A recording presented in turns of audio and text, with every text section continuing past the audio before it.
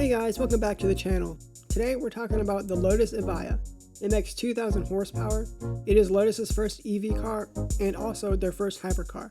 So sit back and enjoy as we explore the world's first flawless hypercar.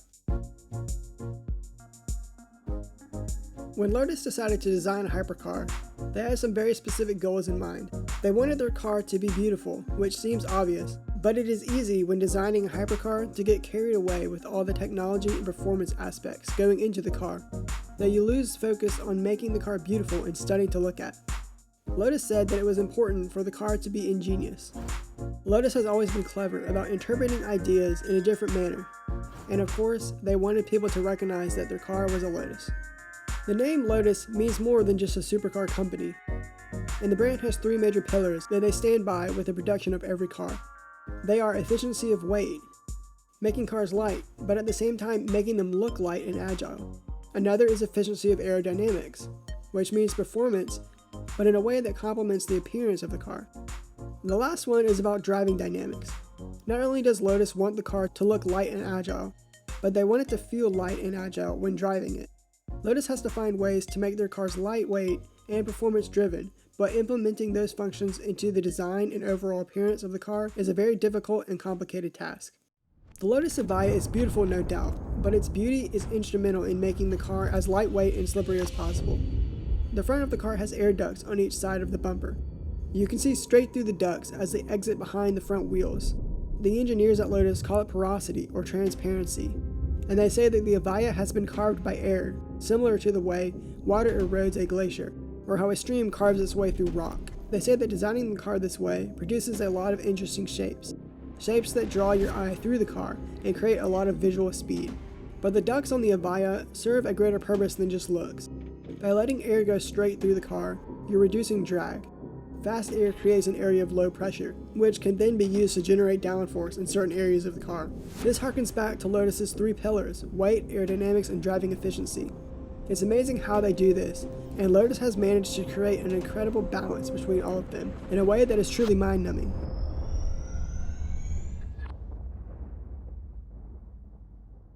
The hood on the Evija almost floats over the main structure of the car, and there are small gaps that help smooth the air over the cabin, that also add extra detail and beauty to the Evija. The Lotus badge on the hood is also a nice touch, and can be personalized by the customer. The badge can be made out of something very functional and lightweight, like carbon fiber or titanium, or something which is very elegant and exotic, like gold or platinum. The headlights on the Evija are very slim and beautiful. They feature wing-like designs on the lenses, and are just one of many references to aviation. The reason behind that, Lotus says, is because aircraft are very beautiful and functional shapes, and they're all about slipping through the air with minimum drag, the same with the Evija. The wing shapes have a sweeping end like you'd see on modern aircraft. The headlights themselves are very compact and use laser technology. Standing back and looking at the Evija, you take notice to the proportions of the car. The car sits very wide, being almost 2 meters wide, and low, the roof being just 3.5 feet from the ground. The cabin sits hunkered down between the wheels, which makes the Evija look like it has a low center of gravity. It makes it look like it's going to be dynamic and agile to drive. With the Evija being so low, it gives the car high wheel arches, which is common to a lot of Lotuses over the years. You see something similar on the Elise, the Evora, and the Exige, and even on the Type 11, the Type 30, and the Type 40 from the 1950s and 60s. The Evija has wheels made out of magnesium, and the engineers say that with the Evija surpassing speeds of well over 200 miles per hour, they needed a wheel that would be able to absorb the impacts and stresses the car would be experiencing at those speeds. And they chose magnesium because it is both light and very strong. Looking at the Evija, you notice that it has no mirrors. It does have mirrors, you just can't see them. There are actually cameras that pop out of the body of the car when you turn it on. The car has a very beautiful glass teardrop canopy, which is another reference to aviation. Behind the driver, on the glass, is the Union flag, which can be customized just like the Lotus emblem on the front of the car. The Evija has large air scoops near the back of the car, but instead of radiators or entry vents to the engine, the scoops on the Evija are really just holes that allow air to pass all the way through the car. They're very similar to the ducts in the front of the car, in that they create an area of low pressure, they minimize drag, and they add another element to the car that draws you to look more closely. They are a very beautiful part of the car, and Lotus actually put small lights in the tunnels of the scoops so that when you park the car, the lights turn on, allowing you and others to see just how beautiful the Evija is. All along the car, you see bits and pieces of carbon fiber, like the front splitter, the side skirts, and the rear diffuser. The Evija features a carbon fiber tub which provides a very lightweight, strong, and safe cockpit, but it also adds detail and beauty, and it's nice to see some of it on the outside of the car. The rear of the Evija is completely unique and stunning and is probably the coolest part of the Evija. The air scoops that we talked about earlier come straight out the back, but also form the taillights. The taillights are a triangle shape, but they are very thin and look like ribbon light. Amazingly, Lotus was able to fit the main lights, the brake lights, and also the turn indicators, all in a very small package. But the lights don't just stop there. The word Lotus is spelled out on the rear of the car in white letters, and the T of Lotus is actually the reverse light for the car. The rear diffuser on the Evija is beautiful, and it's made entirely out of carbon fiber. The diffuser also has drag reduction system flaps, or DRS flaps, that can provide either high speed without much downforce or maximum downforce for cornering speeds. The wing on the Evija is just as good looking as the rest of the car, and it will raise, lower, and tilt depending on the driving conditions. With the Evija being an EV car, it also has the charging flap right below the glowing Lotus letters. The powertrain of the Evija is very interesting and extraordinarily complex and modern.